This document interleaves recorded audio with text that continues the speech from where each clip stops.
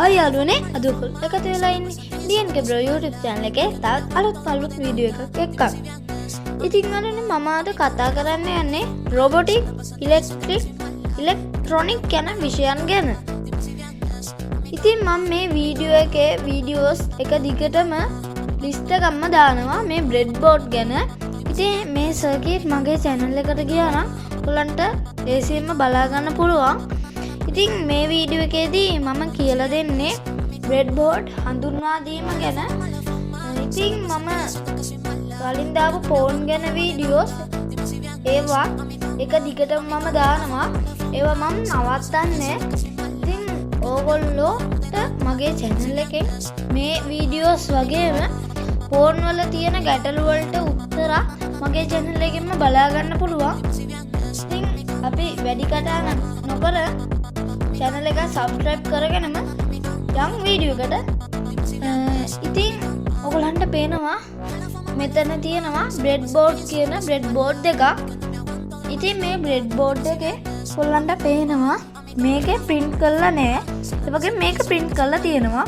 ඉතින් මේ print කරපු එක ගැන කතා කරොත් ඔයගලන්ට පේනවා මේ මෙතන ධන line එකක් තියෙනවා වගේම මෙතන ධන line එකක් තියෙනවා. ඉතින් මේක මේ විදිහට පහෙන් කට් වෙලා තියෙන්නේ. ඉතින් මෙතන ඍණ ලයින් එකක් තියෙනවා. වගේම මේකත් පහෙන් කට් වෙලා මෙතනින් ඍණ ලයින් එකක් මිල්ලලා තියෙනවා.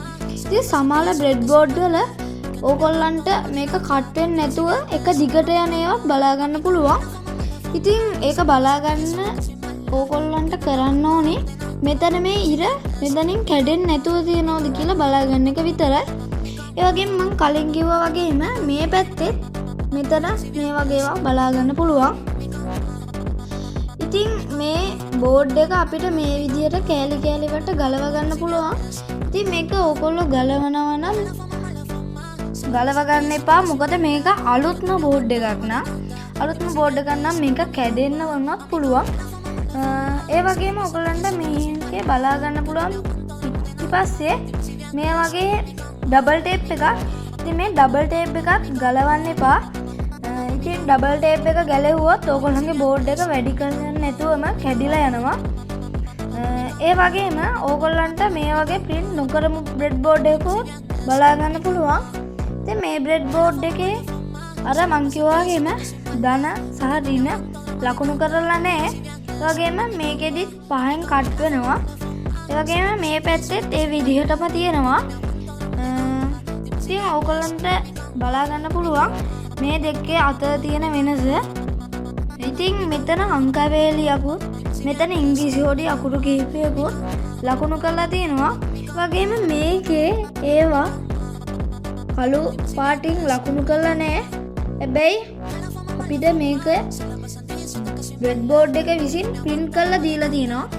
ඉතින් ඔයගොල්ලන්ට වැඩියෙන්ම circuit හදන්න ලේසි වෙන්නේ මන්නම් කියන විදිහට මේ breadboard එක. ඉතින් ඔයගොල්ලන්ට මේක ඉලෙක්ට්‍රික් shop වලින් ලබා ගන්න පුළුවන්. ඒ වගේම ඔයගොල්ලන්ට circuit හදද්දී ඕනි වෙනවා මෙන්න මේ කියන wires ටික. ඉතින් මේවට කියනවා අපි jumper cables කියලා. එහෙම නැත්නම් jumper wires කියලා. ඉතින් මේ jumper wires වලින් ඕගොල්ලෝ 30වත් ගන්න ඕනි මම මේ කියන වර්ග වලින්.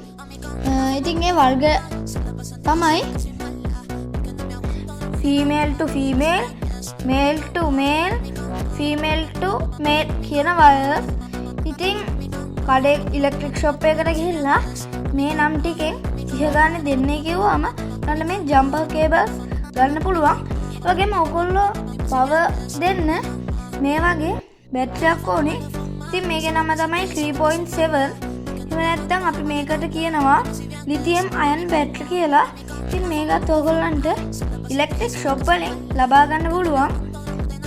ඉතින් මේ වීඩියෝ එක හොඳයි නම් වීඩියෝ එකට like කරන්න, comment කරන්න, share කරන්න, subscribe කරන්න අමතක කරන්න එපා.